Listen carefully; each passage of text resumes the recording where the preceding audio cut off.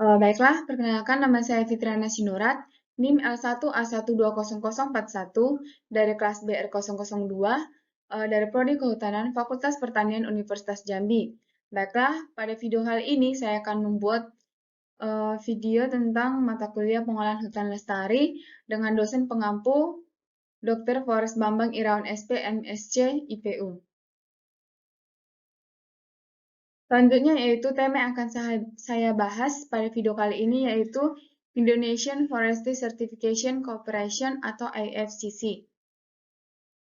Di mana IFCC adalah suatu organisasi di Indonesia yang mempromosikan pengolahan hutan lestari melalui sertifikasi hutan dan pelabelan produk-produk hasil hutan yang berasal dari hutan bersertifikat. Di mana IFCC merupakan lembaga penyusun standar untuk skema sertifikasi hutan di Indonesia yang mengembangkan standar dan persyaratan sertifikasi hutan berdasarkan konsensus para pihak. Selanjutnya itu adalah terbitan ketiga dokumen IFCC mencakup amandemen yang diadopsi oleh Badan Pengurus IFCC pada tanggal 15 Agustus 2014 yang berdasarkan mandat dari RUA IFCC pada tanggal 17 April 2014. Yang menjadi pendahuluannya yaitu SVM merupakan pendekatan holistik yang menerapkan prinsip kelestarian fungsi ekologi, sosial, dan produksi atau ekonomi, di mana komunitas internasional menerjemahkan hal ini sebagai tiga landasan inti, yaitu bumi, manusia, dan keuntungan atau planet, people, and profit. Di mana standar ini didasarkan pada kerangka internasional untuk pengolahan hutan lestari, termasuk ITTO dan PFFC Council. Nah, yang menjadi ruang lingkup pada dokumen ini yaitu dokumen ini menyajikan persyaratan wajib untuk pengolahan hutan lestari pada hutan alam dan hutan alam dengan tujuan sertifikasi IFCC di wilayah Republik Indonesia, di mana dokumen IFCC dibagi ke dalam 3 bagian. Yang pertama, menetapkan persyaratan umum untuk pengolahan hutan alam dan hutan tanaman. Yang kedua, menetapkan persyaratan khusus untuk hutan alam. Yang ketiga, menetapkan persyaratan khusus untuk hutan tanaman. Nah, yang menjadi acuan normatif, dokumen yang menjadi acuan di bawah ini sangat diperlukan untuk penerapan dokumen ini. Nah, di mana dokumen IFCC memerlukan beberapa acuan, yaitu IFCC ST 1002/2013 yang merupakan persyaratan untuk lembaga yang melakukan audit dan sertifikasi pengolahan hutan lestari. Yang kedua, ILO 29 yaitu tentang kerja paksa dan kerja wajib. Selanjutnya ILO 87 tentang kebebasan berserikat dan perlindungan terhadap hak berorganisasi dan selanjutnya. Yang menjadi definisi yaitu anak yaitu seorang yang berusia di bawah 15 tahun. Yang kedua, areal hutan yang menjadi objek dari sertifikat ini yaitu areal yang berada di wilayah kelola unit manajemen. Yang ketiga, bahan berbahaya dan beracun atau B3. Yang keempat, hutan alam. Yang kelima, hutan primer, hutan sekunder, hutan tanaman, hutan masyarakat, masyarakat adat, masyarakat lokal, pekerja muda, dan pengolahan limbah B3, di mana kegiatan-kegiatan yang mencakup pengurangan, penyimpanan, pengumpulan, pengangkutan, pemanfaatan, pengolahan, dan penimbunan limbah B3. Selanjutnya yaitu ada persyaratan pengolahan hutan lestari. Bagian pertama yaitu persyaratan untuk hutan alam dan hutan tanaman. Nah, yang menjadi persyaratan umumnya itu ada beberapa kriteria yang akan menjadi persyaratan umumnya. Yang kriteria pertama yaitu persyaratan umum dan legalitas, di mana unit manajemen harus mempunyai status legal, di mana status legal tersebut ditunjukkan dengan dokumen legal formal yang menyatakan bahwa unit manajemen adalah entitas yang legal atau memiliki SIUP atau surat izin usaha perdagangan dan memastikan bahwa unit manajemen mempunyai kepastian usaha jangka panjang. Nah, di sini juga dikatakan bahwa UM harus memenuhi persyaratan-persyaratan SPLK, harus menunjukkan komitmen jangka panjang untuk pengolahan hutan lestari sesuai dengan persyaratan dalam standar ini dan selanjutnya. Kriteria kedua yaitu rencana kelola di mana unit manajemen harus melaksanakan prinsip perbaikan berkelanjutan yang meliputi kegiatan perencanaan pengolahan hutan, pelaksanaan rencana pengolahan hutan, pemantauan, dan evaluasi, di mana rencana tersebut harus mempertimbangkan keberlanjutan fungsi produksi ekologi dan sosial, memperhitungkan penilaian dampak lingkungan dan sosial, direvisi secara berkala sekurang-kurangnya setiap 10 tahun berdasarkan hasil pemantauan dan evaluasi.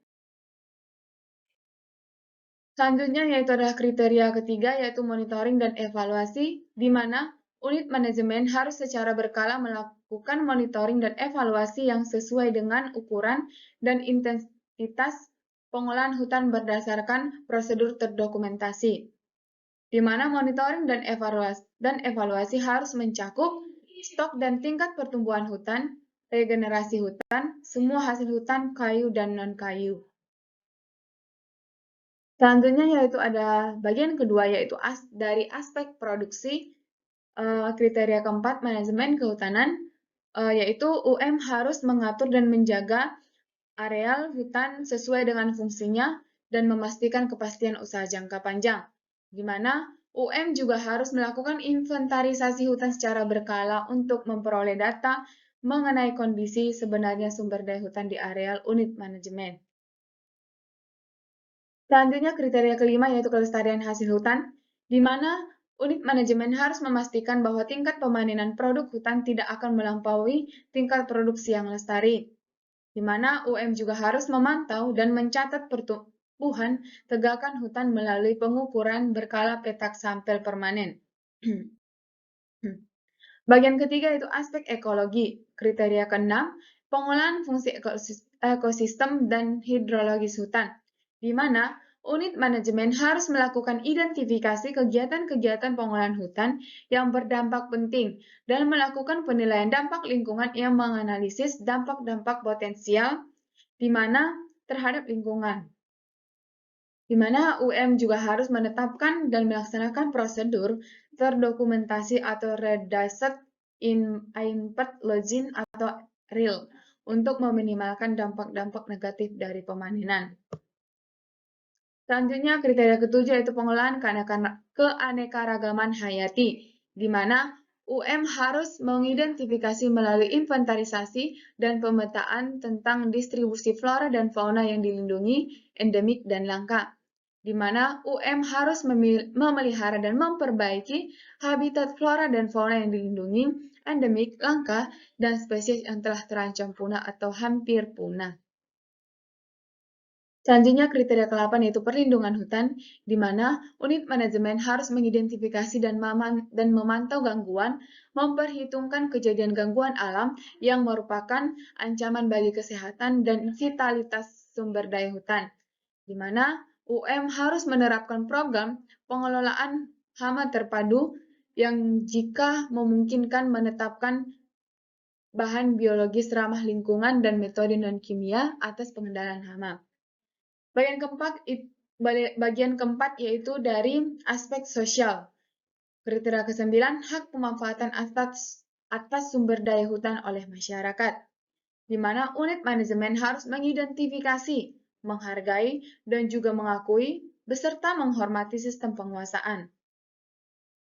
Yang selanjutnya, kriteria ke-10 yaitu membuat hubungan yang harmonis dan berkelanjutan antara unit manajemen dan masyarakat, yaitu dengan unit manajemen harus melakukan penilaian dampak sosial dari kegiatan-kegiatan pengolahan hutan yang direncanakan terhadap masyarakat adat dan atau masyarakat lokal, di mana UM juga harus memastikan bahwa pengolahan hutan tidak menyebabkan atau menimbulkan secara langsung atau maupun tidak langsung dampak negatif kepada masyarakat tersebut.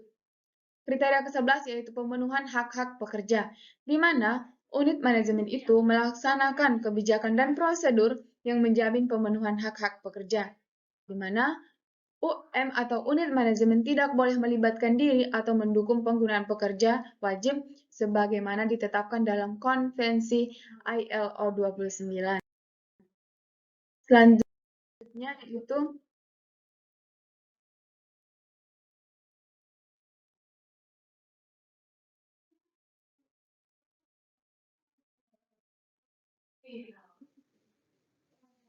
Selanjutnya itulah bagian ketiga, yaitu persyaratan khusus untuk pengolahan hutan lestari, di mana ada persyaratan umum dan lain sebagainya, di mana dalam persyaratan umum ini membahas UM tidak boleh memasukkan wilayah-wilayah hutan tanaman yang dibangun di atas areal hasil konversi hutan primer maupun hutan sekunder.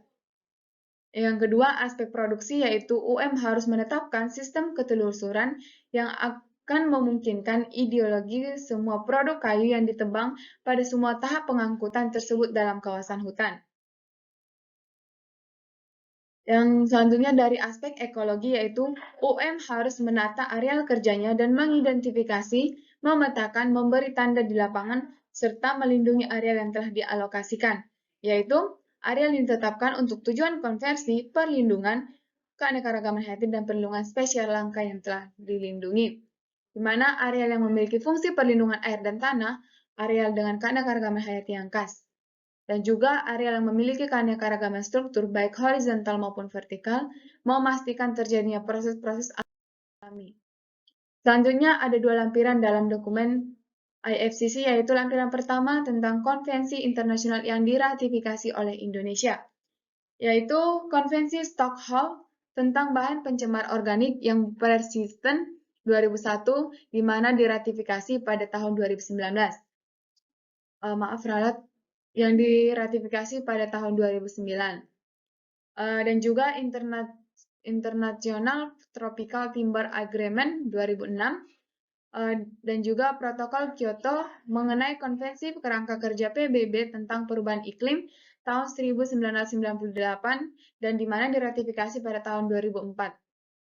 Selanjutnya pada lampiran kedua, yaitu tentang persyaratan-persyaratan SVLK, di mana Peraturan Menteri Kehutanan Republik Indonesia Nomor 42 Tahun 2013 tentang perubahan ketiga atas Peraturan Menteri Kehutanan Nomor 38 Tahun 2009, yaitu tentang standar dan pedoman penilaian kinerja pengolahan hutan lestari dan verifikasi legalitas kayu pada pemegang izin dan pada hutan hak. Nah, selanjutnya itu selesai materi yang saya bacakan. Jika ada kata yang kurang berkenan atau salah, mohon dimaafkan. Sekian dan terima kasih.